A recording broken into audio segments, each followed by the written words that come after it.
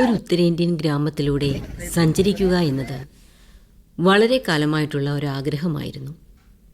അജന്ത ഗുഹകൾ കാണാനായി ഔറംഗാബാദിൽ നിന്ന് 100 കിലോമീറ്റർ അകലെയുള്ള ഫർദാപൂരിലെത്തിയപ്പോഴാണ് അതിനുള്ള ഭാഗ്യം ലഭിച്ചത്. ഔറംഗാബാദിൽ നിന്ന് ജൽഗാവനിലേക്കുള്ള ഹൈവേയിലെ ഒരു ഗ്രാമമാണ് ഫർദാപൂർ. ഇവിടുത്തെ ഒരു ടൂറിസ്റ്റ് ഗൈഡാണ് കുംഭാരി എന്ന ഗ്രാമത്തെപ്പറ്റി പറഞ്ഞത്.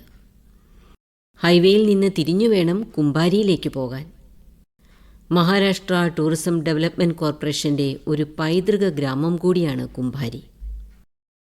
മറാഠയുടെ തനത് സാംസ്കാരിക ചിഹ്നങ്ങളും യോഗ സെൻ്ററും തേൻ ഉൽപ്പാദനവുമൊക്കെ ഇവിടെയുണ്ട്. കുംഭാരിയിലെത്തുന്നവരെ അവർ കുങ്കുമം തൊട്ട് വെള്ള തൊപ്പി നൽകി മറാഠയുടെ പാരമ്പര്യ രീതിയിലാണ് സ്വീകരിക്കുന്നത്. അതേ ആതിഥ്യ മര്യാദയും ഗ്രാമത്തിൻ്റെ നിഷ്കളങ്കമായ സ്നേഹവുമൊക്കെ വെറും സാധാരണക്കാരായ കർഷകരിലും കാണാൻ കഴിഞ്ഞു. ഇന്ത്യയിലെ ഏറ്റവും കൂടുതൽ കരിമ്പ് കൃഷിയുള്ളത് മഹാരാഷ്ട്രയിലാണ്. പരുത്തിയാണ് മറ്റൊരു പ്രധാന കൃഷി. പച്ചക്കറികളും പച്ചമുളകുമൊക്കെ ധാരാളമായി കൃഷി ചെയ്യുന്നു. ഞങ്ങൾ എത്തുമ്പോൾ ഇവിടെ വരൾച്ചയുടെ കാലമാണ്. ഇംഗ്ലീഷ് അറിയാവുന്ന ഓട്ടോ ഡ്രൈവർ ഞങ്ങൾക്ക് ദ്വിഭാഷിയായി. ഓട്ടോയിൽ പോകുന്ന വഴിക്കാണ് ഒരു ചെറിയ കെട്ടിടത്തിൽ കുറേ സ്ത്രീകൾ ഒന്നിച്ചിരുന്ന് എന്തോ ജോലി ചെയ്യുന്നത് കാണുന്നത്. ഞങ്ങൾ അവിടെ ഇറങ്ങി. കേരളമെന്ന് കേട്ടിട്ടില്ലാത്തവർ പോലും അവരുടെ കൂട്ടത്തിലുണ്ട്. ആന്ധ്രയും കർണാടകയും ഒക്കെ അവർക്കറിയൂ. എന്നാൽ അവർ സ്വതസിദ്ധമായ ഗ്രാമീണ മനസ്സോടെ ഞങ്ങളെ സ്വീകരിച്ചു. ആഹാരം കഴിച്ചോ എന്നാണ് ആദ്യം ചോദിച്ചത്. കുട്ടികളോട് വെള്ളം കൊണ്ടുവരാൻ പറഞ്ഞു. കൃഷി ചെയ്തെടുത്ത കപ്പലണ്ടി തോട് പൊളിച്ചെടുക്കുകയാണ് പെണ്ണുങ്ങൾ ഒത്തുചേർന്ന്.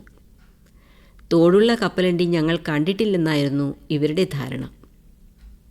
അവരുടെ ഭാഷയിൽ അവർ സംസാരിച്ചു കൊണ്ടേയിരുന്നു. ഉച്ചയ്ക്ക് ഭക്ഷണം കഴിച്ചിട്ട് പോകാമെന്ന് നമുക്ക് മനസ്സിലാകുന്ന ഭാഷയിൽ പറഞ്ഞു. ഞങ്ങൾ സ്നേഹത്തോടെ നിഷേധിച്ചപ്പോൾ ഒരു കവർ നിറയെ കപ്പലണ്ടി തന്നാണ് ഞങ്ങളെ യാത്രയാക്കിയത്.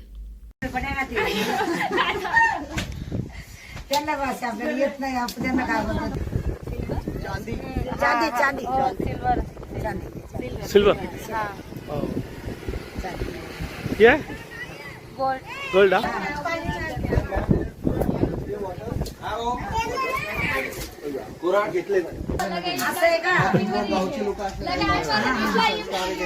ഇടയ്ക്ക് അവരുടെ കൃഷിപ്പാടങ്ങൾ കാണാൻ പോയി.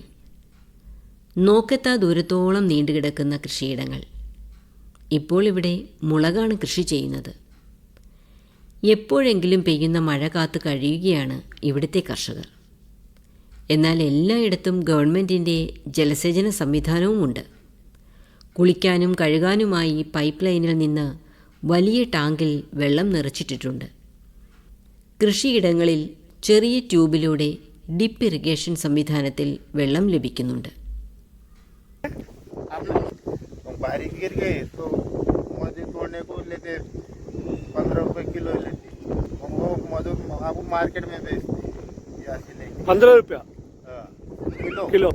क्या करता है कॉलेज स्टडी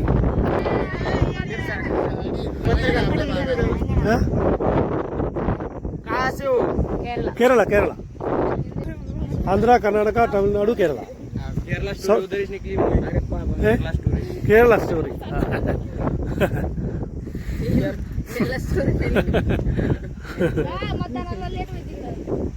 കർഷകരായ മറ്റൊരു കുടുംബമാണിത്. അടുത്തൊക്കെയും ബന്ധുക്കൾ തന്നെ.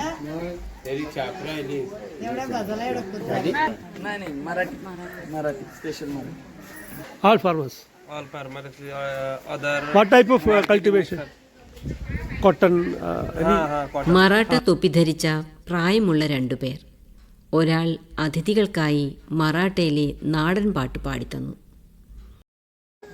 मायराची सई मला होते ग बाई, अनंत जन्म झाले माहेर पाहिले नाही. काय सांगू बाई माझा परिहार मोठा, या बंगल्याला 9 दरवाजे 10 दारोटा. ओके. काय चाललंय बाबा मग एकदम मजात ना काय म्हणतात गावाचा परिसर व्यवस्थित एकदम शेती वगैरे कशी होते चालती का असं असं करा असं करा केला ഇനി നമ്മൾ കുംഭാരിയിലേക്കാണ് പ്രവേശിക്കുന്നത്. കൃഷിയിടങ്ങൾക്കിടയിലൂടെയുള്ള മൺ റോഡിലൂടെ വേണം ഇവിടെ എത്താൻ. മറാഠ ജീവിതത്തിൻ്റെ വൈവിധ്യമാർന്ന വേഷങ്ങളണിഞ്ഞ ആൾ രൂപങ്ങൾ നിർമ്മിച്ചു വച്ചിട്ടുണ്ട് ഇവിടെ. പുൽമേഞ്ഞ ഹാളിലാണ് യോഗ സെൻറ്റർ. വിശ്രമിക്കാൻ ഏറുമാടം, തേൻ കൃഷി എന്നിവയൊക്കെയുണ്ട് ഇവിടെ. ഡോക്ടർ പ്രഭാകർ സാൽവെയാണ് ഈ കേന്ദ്രത്തിൻ്റെ ഡയറക്ടർ. ഇവിടുത്തെ യോഗ അധ്യാപകനുമാണ് അദ്ദേഹം. ഏറുമാടത്തിലേക്ക് ഞങ്ങളെ ക്ഷണിച്ചു. എല്ലാവർക്കും ചായ തന്നു. മറാഠയുടെ പാരമ്പര്യത്തെക്കുറിച്ചും ഗ്രാമീണ ഭംഗിയെക്കുറിച്ചുമൊക്കെ അദ്ദേഹം വാചാലനായി. സാൽവെയുടെ അഭിപ്രായത്തിൽ ഇന്ത്യയിൽ ഏറ്റവും ശുദ്ധമായി ലഭിക്കുന്ന സ്ഥലം ഈ കുംഭാരിയാണത്രേ. കേരളം കാണണമെന്ന ആഗ്രഹവും സാൽവെ പങ്കുവച്ചു.